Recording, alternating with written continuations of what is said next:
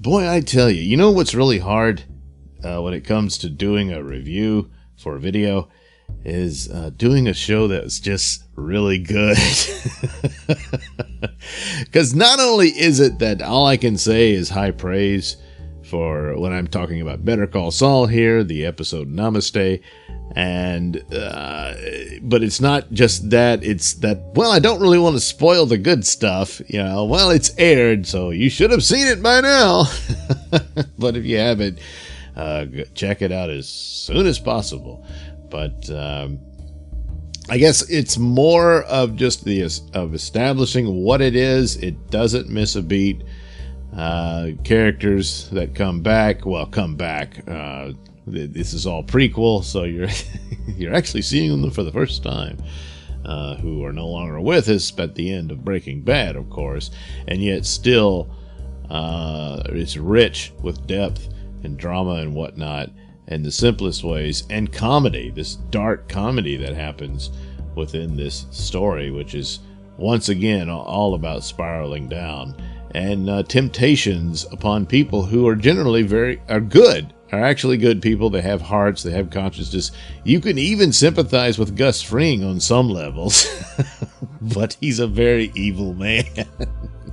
And there's an interesting, I guess I could go into detail. Of course, Gus has his front business, which is his chicken restaurant, and he's using that in this episode as for his alibi, as they're having to trick and fool the DEA over.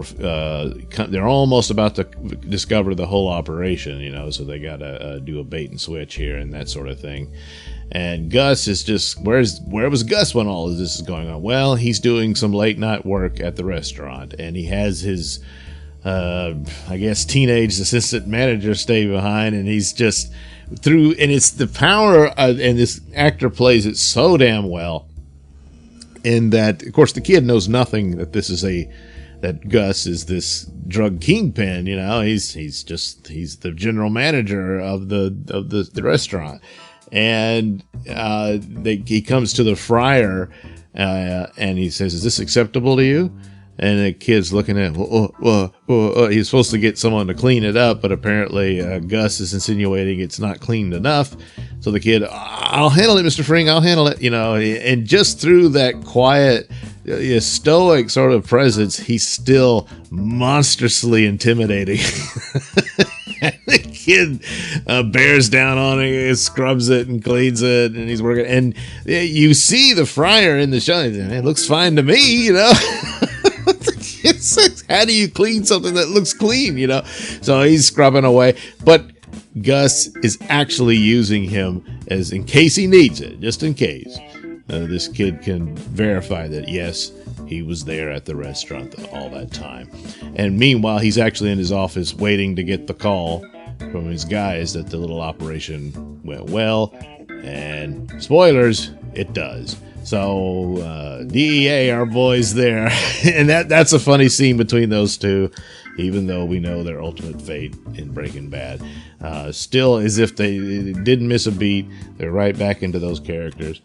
And all that. Meanwhile, one of the great illustrations of temptation is Kim, and how bad it is for her to stay with Jimmy or Saul, and yet she can't help herself. And then there's things where she really shouldn't, but she's trying to help the old man who doesn't have any real rights to his home anymore. What is it? Casa Verde, the law firm she works for, they own it, lock, stock, and barrel. They offered him a generous buyout. He threw it in their face, and they say, "Well, that's that, and we'll just get the sheriff to boot him out of there."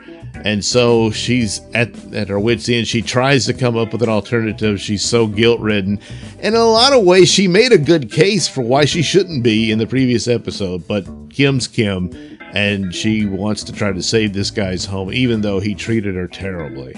Because she's just an angel at heart. Going home to a devil. And so she works out an idea and a plan, and even tries to argue how this could be more profitable for them if they went this way and all that. And they said, no, land's ours, we're moving forward.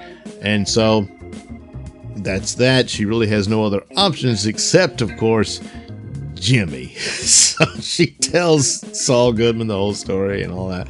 So Saul shows up to represent the guy. We'll see where that goes, but he tries to, the guy, he says, I'm not talking to lawyers anymore. So Saul hands him a photograph. And I won't tell you what it is. You don't see it because you couldn't. It's basic cable, not. And the photograph illustrates what he wants to do to Casa Verde. So the guy is sold.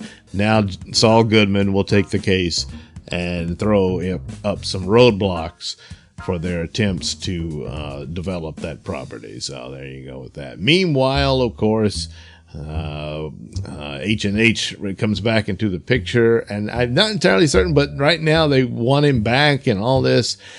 And there is one of the things that is one of the recurring scenes and elements between Breaking Bad and this one, is that there's always opportunities for them to take a better path to get out of it. Now, you know, even if he didn't want to take the job, he wouldn't have to, but it's there. And even in that, it proves that, you know, he's a competent and powerful lawyer and an asset to any company. The talents and skill that he has is being acknowledged by this company that looked down on him and, you know, sort of kicked him around and favored his brother over him and all that. Still, Jimmy's Jimmy, and so he pulls a stunt here and there. It's hilarious, you know.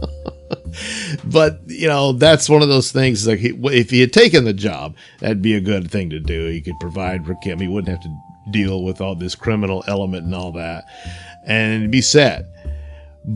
Or he could turn it down, and he could still be a criminal defense lawyer, just not, you know, through the means that he does. That would still be temptation down the road, but it would still prove that he did well. Instead, he's got to ruin it and do things that really puts him at risk had he got caught. Thanks to Breaking Bad, I'm assuming he doesn't get caught for this little stunt he pulls within the show. But nevertheless, it's just more of the flaws in his character that he can't leave well enough alone. And, you know, he absolutely will not get over the grudge he has against people that really, not even them, it just represents this war he had with his brother. And that's going to doom him probably to his ultimate end, which we'll see when they get back to the black and white elements that actually show him in current time. So there you go. Another just tour de force of a show that, once again, yeah, it's a prequel to another show, more or less, and done so well, which just goes to show, you know, we get tired of prequels all the time with certain things, and most notably Star Trek and stuff like that, where they did it so badly. And this show just makes it look so easy. I'm not saying it is, but the idea that it's impossible or there's so many elements you can't control or whatnot, and they just did it. So, yeah. So, anyway, if you're not watching Better Call Saul, you better watch Saul. And catch up where you need. I know the episodes are on Netflix, and you can catch up on this one and do yourself a treat here for probably the best that television has to offer right now. All right, thank you once again for watching and listening. Say, why not like and subscribe, and check out that link description below. That'll take you to my many stores that have plenty of goodies for you. Most notably, yes, my comic book Night Night on sale at IndiePlanet.com. You can also catch the Mr. Nailsin Show podcast on RadioMisfits.com, and you can also watch my videos over at BitChute. The Mr. Nailsin channel on BitChute.com.